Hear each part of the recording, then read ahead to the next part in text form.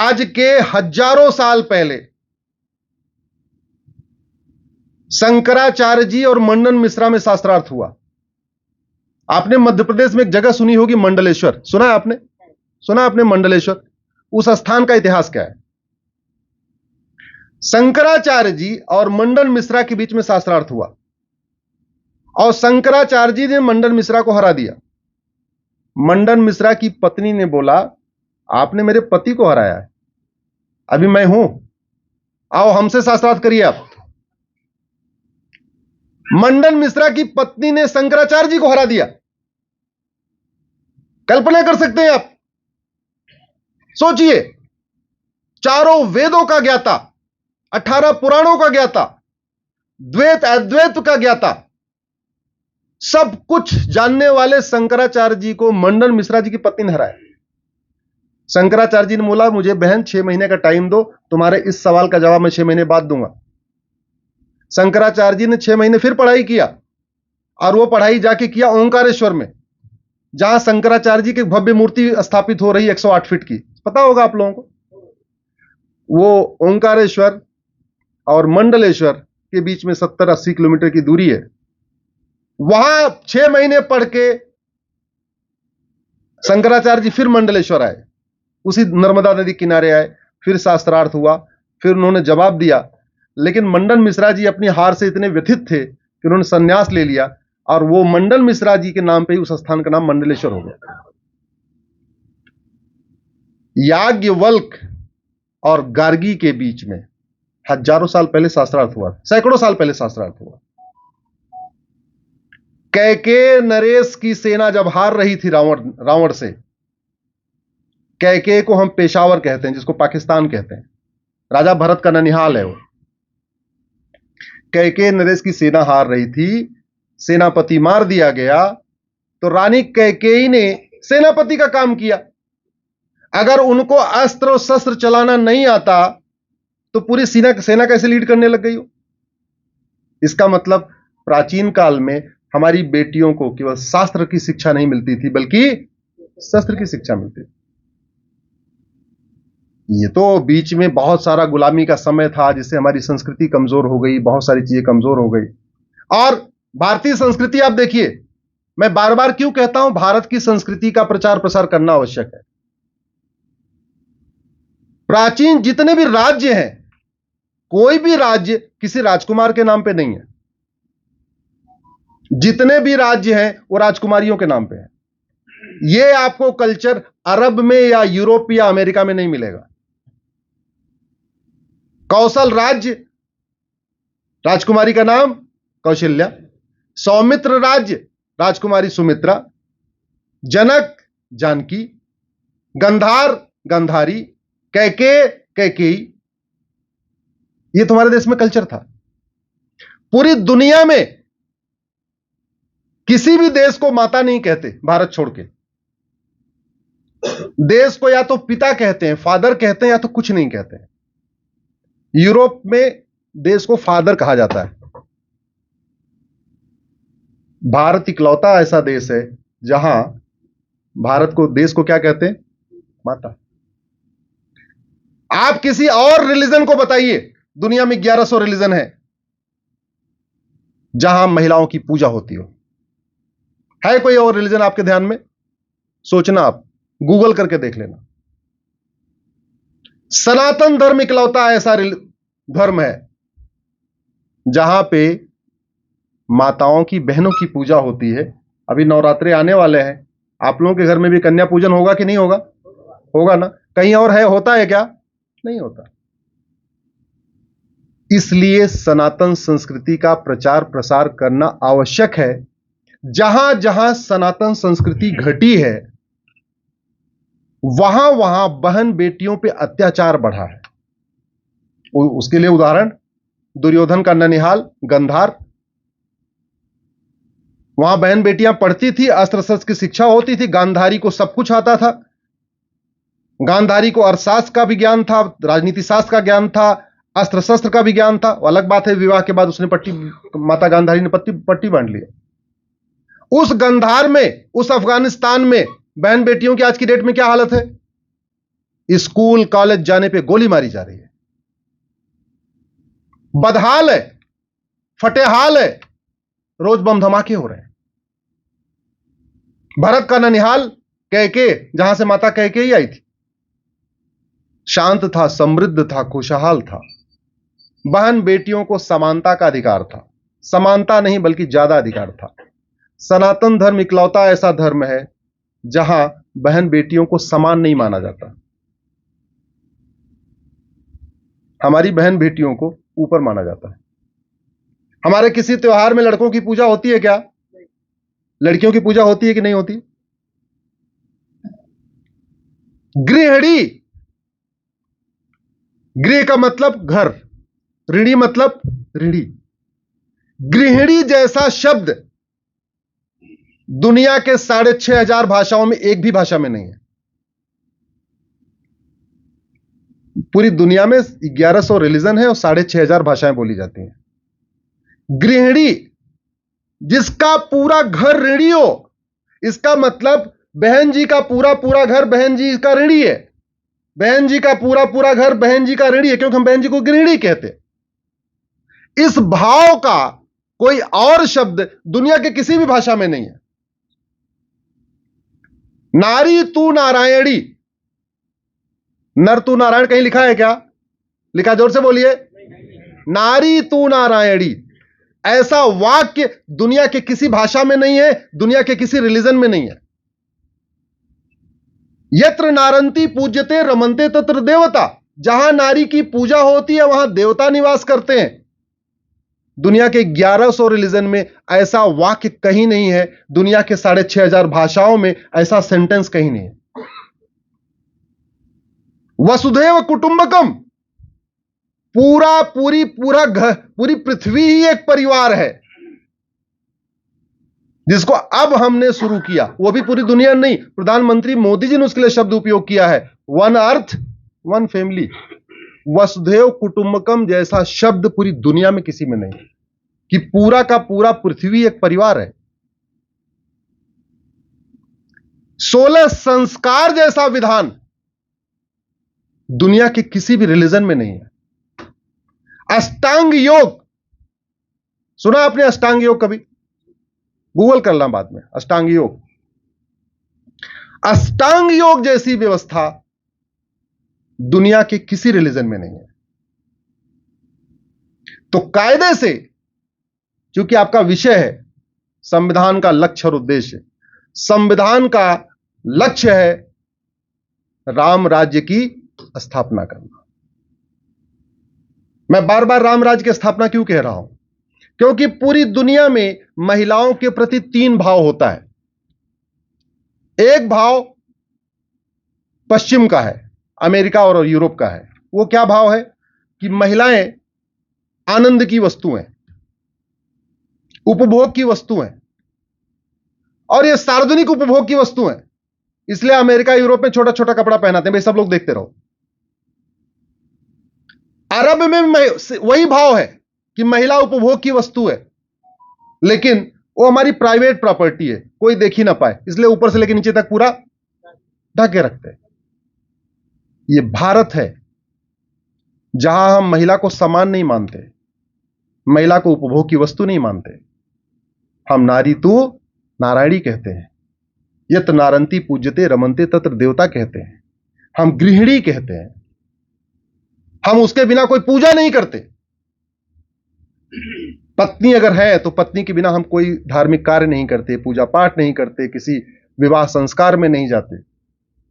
यह भारत का भाव है। इसलिए भारतीय संस्कृति का प्रचार प्रसार करना, भारतीय परंपरा का प्रचार प्रसार करना, भारतीय रीतियों का प्रचार प्रसार करना, भारतीय प्रथाओं का प्रचार प्रसार करना, भारतीय भाषाओं का प्रचार प्रसार करना, भारतीय संस्कृति का प्रचार प्रसार करना, यह किसकी ड्यूटी है?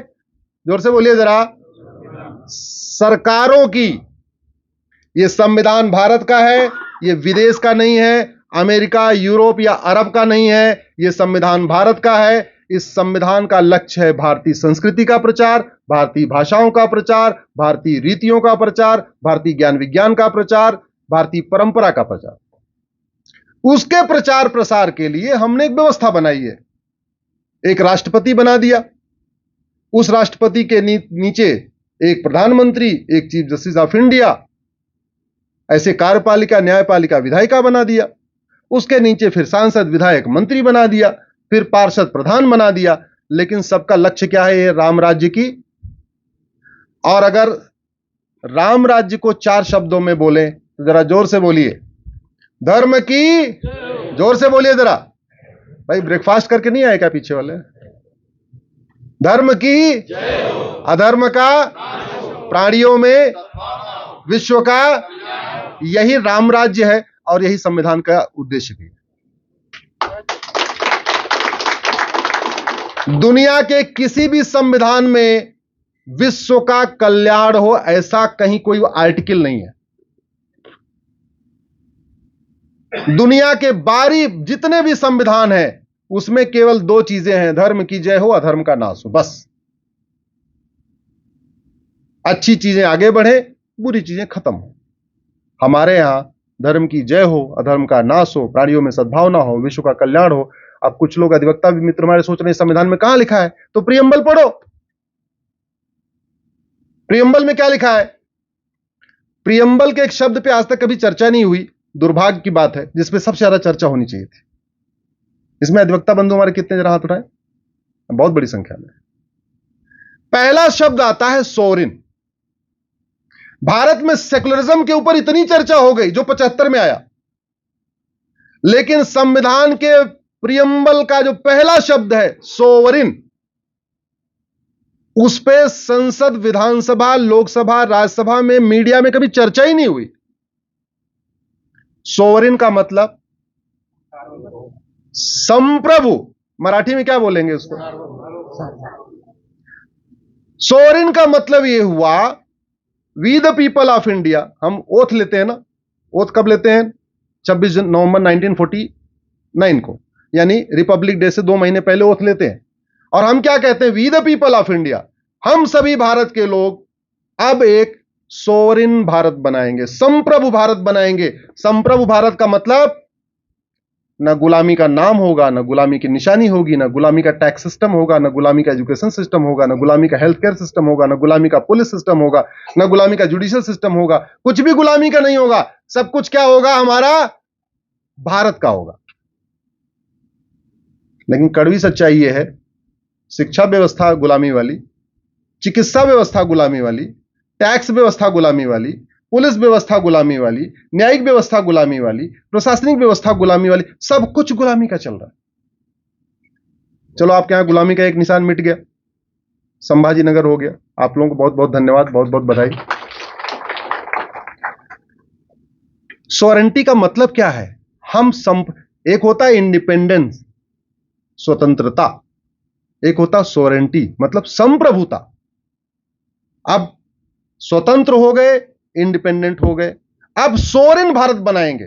सोवरेन भारत बनाएंगे मतलब सब कुछ हमारा होगा, हमारी परंपरा होगी, हमारा रीति रिवाज होगा, हमारा ज्ञान विज्ञान होगा, हमारी रीतियां होगी, हमारी प्रथाएं होगी। सोवरेन पे कभी चर्चा ही नहीं होती। और एक संविधान के एक और आर्टिकल पे चर्चा नहीं होती, जो मैं बहन जी को विशेष रूप से, चूंकि उन्होंने अपने उद्बोधन में कहा, आर्टिकल 13। आर्टिकल 14 की बात खूब होती है, हम सब एक समान है, इक्वलिटी बिफोर लॉ। आर्टिकल 15 भेदभाव मत करो, आर्टिकल 16 सबको समान अवसर दो, आर्टिकल 25 राइट टू रिलीजन है। ऐसी ऐसी खूब बातें होती है। आर्टिकल 13 पे कभी चर्चा ही नहीं होती। क्या कहता है आर्टिकल 13? और यह कब कह रहा है आर्टिकल 13? 26 जनवरी 1950 को। क्या कह रहा है? आज संविधान लागू हो गया, आज के बाद से, आज से पहले जितनी कुरीतियां थीं, जितनी कुप्रथाएं थीं, जितने भेदभाव करने वाले कानून थे, वो सारे खत्म। यह आर्टिकल 13 कहता है। आज मतलब आर्टिकल 13 कह रहा है 26 जनवरी 1950 के लिए अब यह संविधान लागू हो गया है, इसलिए आज अब तक जितनी कुप्रथाएं चल रही थीं, जितनी कुरीतियां चल रही थी, जितने भेदभाव करने वाले कानून चल रहे थे, वो सब खत्म हो गए। तो कायदे से सरकार को एक ज्वाइंट सेशन बुलाना था लोकसभा राज्यसभा का, उसमें एक हफ्ते चर्चा करना था कि भाई कौन कौन सी कुरीतियां चल रही हैं, कौन कौन सी कुप्रथाएं चल रही हैं और कौन कौन से भेदभाव करने वाले कानून हैं। और एक ही झटके में, एक ही नोटिस के जरिए, एक ही रिजोल्यूशन के जरिए वो सारी कुरीतियां, सारे कुप्रथाएं, सारे भेदभाव करने वाले कानून खत्म कर देना चाहिए था। खामखा हम लोगों को इतनी पीआईएल फाइल करनी पड़ती, इतना लड़ना पड़ता है, कभी 3 तलाक के खिलाफ, कभी तलाक हसन के खिलाफ, कभी तलाक अहसन के खिलाफ, तलाक बाइन के खिलाफ, फिर तलाक किनाया के खिलाफ, फिर हलाला के खिलाफ, फिर मुताह के खिलाफ, फिर मिस्यार के खिलाफ, जो दुनिया भर की पीआईएल आती है। यह काम सरकार को करना था।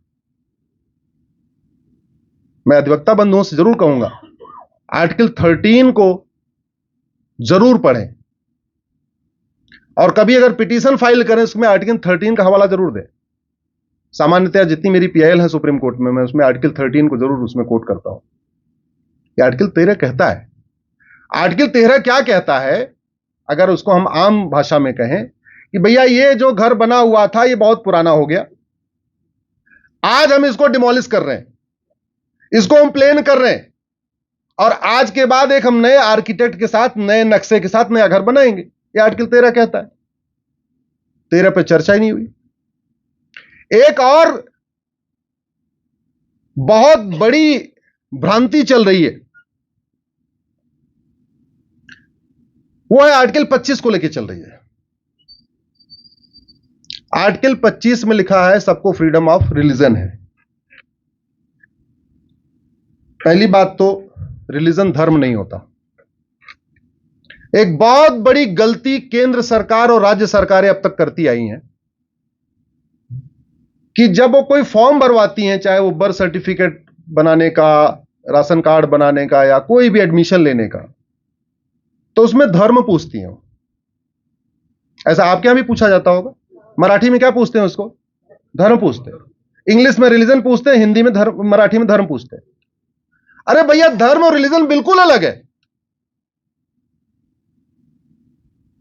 रिलीजन का मतलब पंथ होता है। भारत पंथ निरपेक्ष है, धर्म निरपेक्ष नहीं है। अगर भारत धर्म निरपेक्ष होता तो सुप्रीम कोर्ट के जजेस की कुर्सियों पे यतो धर्मस्ततो जया क्यों लिखा हुआ है?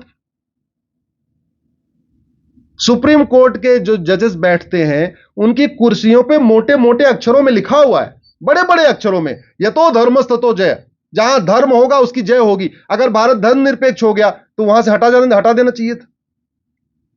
जैसे हाई कोर्ट का जो ध्येय वाक्य है वो सत्यम शिवम सुंदरम है, आपके बेंच की भी यही होगा। ऐसे सुप्रीम कोर्ट का जो ध्येय वाक्य है यतो धर्मस्ततो जय है। हाई कोर्ट के जजेस की कुर्सियों पे सत्यम शिवम सुंदरम लिखा रहता है। हाई कोर्ट का ध्येय वाक्य सत्यम शिवम सुंदरम है, सुप्रीम कोर्ट के जजेस की कुर्सियों पे यतो धर्मस्ततो जय लिखा रहता है। धर्म और रिलीजन बिल्कुल अलग है। दुर्भाग्यवश हमने धर्म और रिलीजन को मिक्स कर दिया। इंग्लिश में हम पूछते हैं व्हाट रिलीजन और हिंदी में पूछ लेते हैं धर्म, या मराठी में धर्म पूछ लेते हैं। पंथ पूछना चाहिए, धर्म तो एक ही है। तो कायदे से अगर आप फॉर्म भरवा रहे हैं, राशन कार्ड का, बर्थ सर्टिफिकेट का, डेथ सर्टिफिकेट, जो भी फॉर्म भरवा रहे हैं, पहली बात तो धर्म पूछना नहीं चाहिए, क्योंकि भारत में रहने वाले जितने भी हैं वो सबका धर्म एक ही है। वो क्या है? सनातन धर्म। अगर पूछना भी है तो सबसे पहले ऊपर पूछिए धर्म, वो सबका एक ही आएगा। हालांकि जो जिसका ऑप्शन ना हो उसको पूछना ही नहीं चाहिए। जिसमें मल्टीपल ऑप्शन हो वो चीज पूछना चाहिए। जिसका उत्तर एक ही है उसको क्यों पूछना? पंथ, पंथ में आ गया क्रिश्चियनिटी, इस्लाम, जैनिज्म, बुद्धिज्म, सिखिज्म, ये पंथ में आ गया। और जब ये संविधान कहता है कि जातिवाद खत्म करो, भाषावाद खत्म करो, क्षेत्रवाद खत्म करो, तो फिर जाति क्यों पूछी जाती है?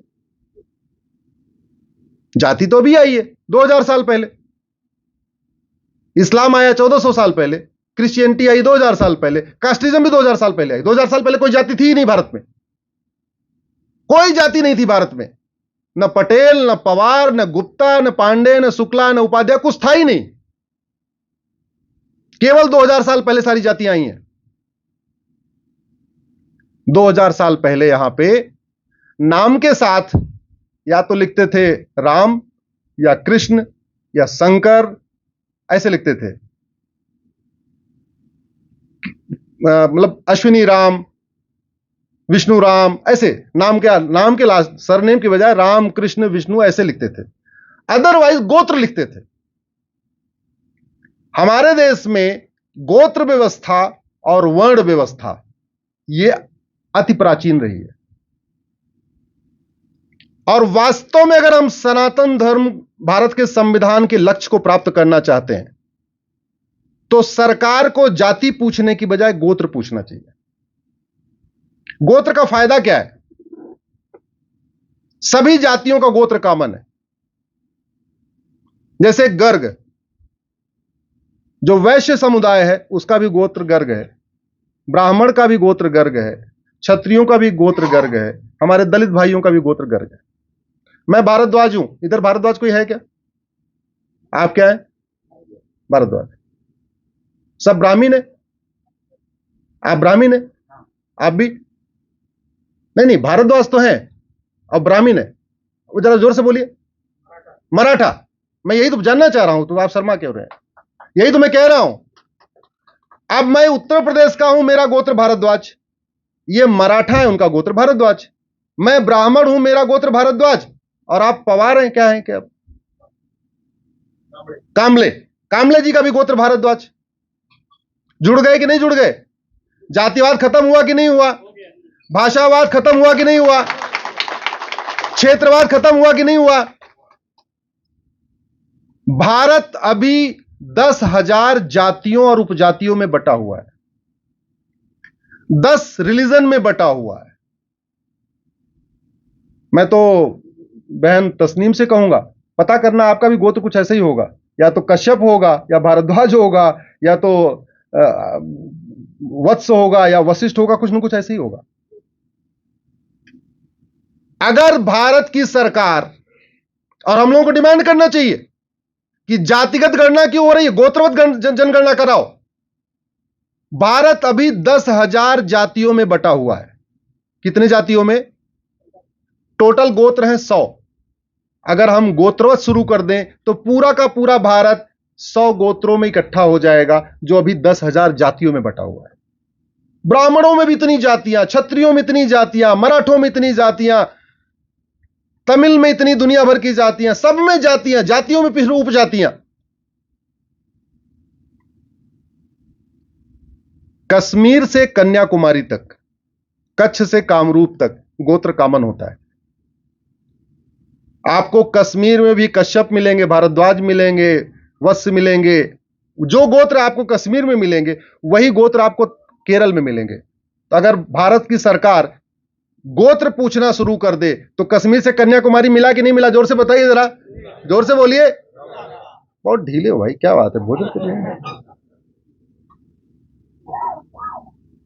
जो गोत्र मराठी बोलने वालों का वही गोत्र हिंदी बोलने वालों का, वही गोत्र बिहार बंगाली बोलने वालों का, वही गोत्र गुजराती बोलने वालों का, वही गोत्र तमिल बोलने वालों का, वही गोत्र मलयालम बोलने वालों का।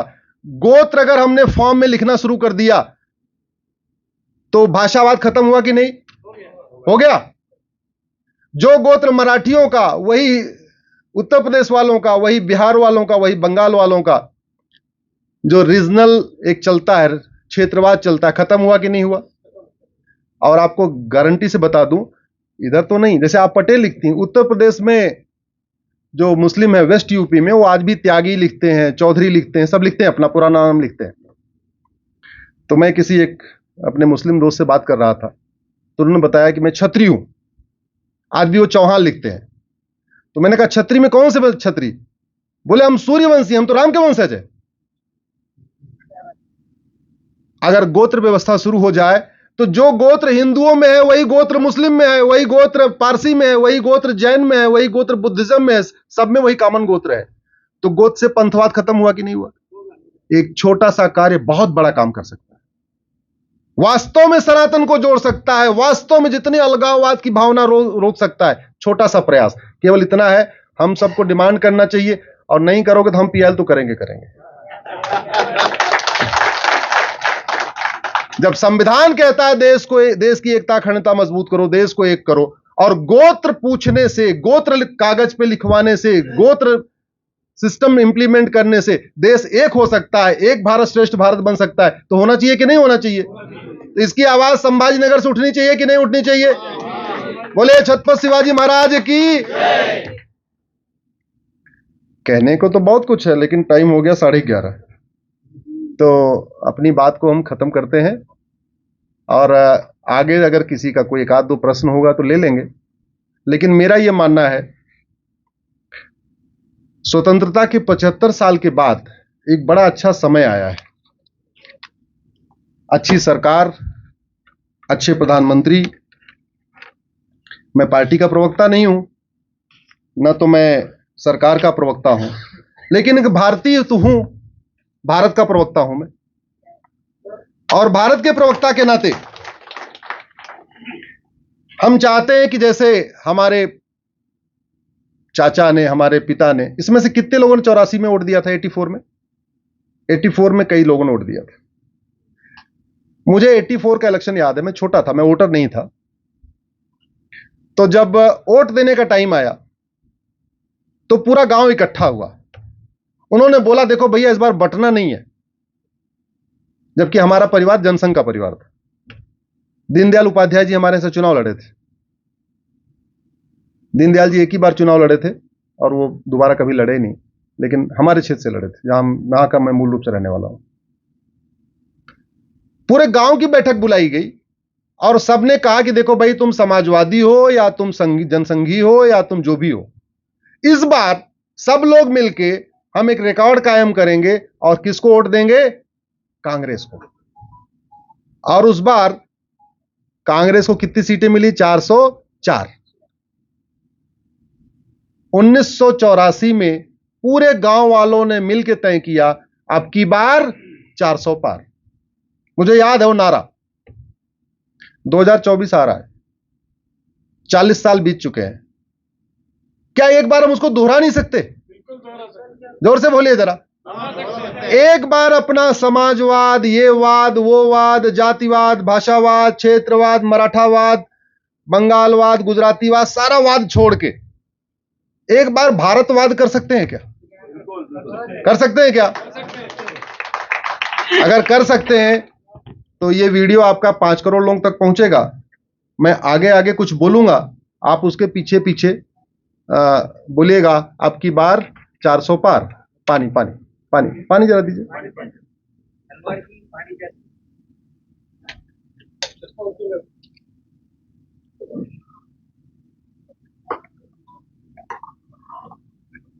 बस ठीक।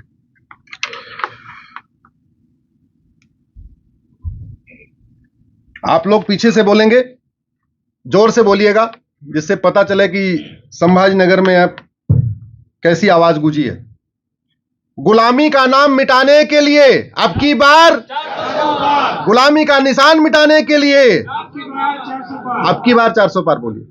गुलामी का टैक्स सिस्टम खत्म करने के लिए, गुलामी का पुलिस सिस्टम खत्म करने के लिए, गुलामी का जुडिशियल सिस्टम बदलने के लिए, गुलामी का एजुकेशन सिस्टम बदलने के लिए, गुलामी की सोच बदलने के लिए, जातिवाद खत्म करने के लिए, भाषावाद खत्म करने के लिए, क्षेत्रवाद खत्म करने के लिए, नक्सलवाद खत्म करने के लिए, माओवाद खत्म करने के लिए, परिवारवाद खत्म करने के लिए, अलगाववाद खत्म करने के लिए, कट्टरवाद खत्म करने के लिए, घूसखोरी खत्म करने के लिए, सूदखोरी खत्म करने के लिए, जमाखोरी खत्म करने के लिए, मिलावटखोरी खत्म करने के लिए, कालाबाजारी खत्म करने के लिए, नशा तस्करी रोकने के लिए, मानव तस्करी रोकने के लिए अब की बार 400 पार करना है। भारत को विश्व गुरु बनाने के लिए अब की बार 400 पार करना है। भारत में राम राज्य स्थापित करने के लिए अब की बार 400 पार करना है। भारत की संस्कृति को मजबूत करने के लिए अब की बार 404 करना है भारत में राम राज्य स्थापित करने के लिए। बोले भारत माता की जय।